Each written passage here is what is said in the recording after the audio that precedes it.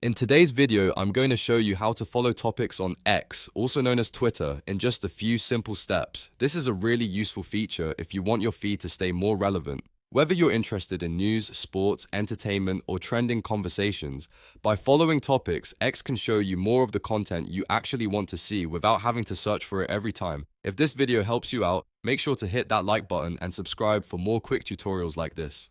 Alright, let's get started. First, open X on your desktop or laptop and make sure you're signed into your account. Once you're inside, look at the left sidebar and find the magnifying glass icon. This is the Explore button. Go ahead and click it. After you click Explore, you'll be taken to a page where you can see trending content and topic categories. Depending on what's currently available, you may see sections like news, sports, entertainment, technology, or other popular areas. Take a moment to browse through these categories and find the topic you want to follow.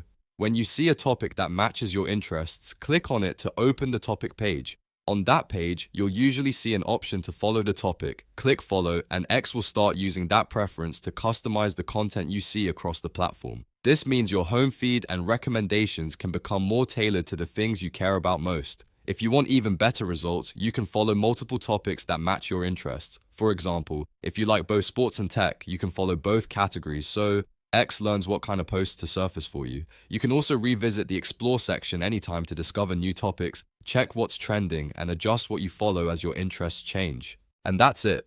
You've now learned how to follow topics on X the easy way. If this tutorial helped you, don't forget to like the video and subscribe to the channel for more simple step-by-step guides. Thanks for watching, and I'll see you in the next one.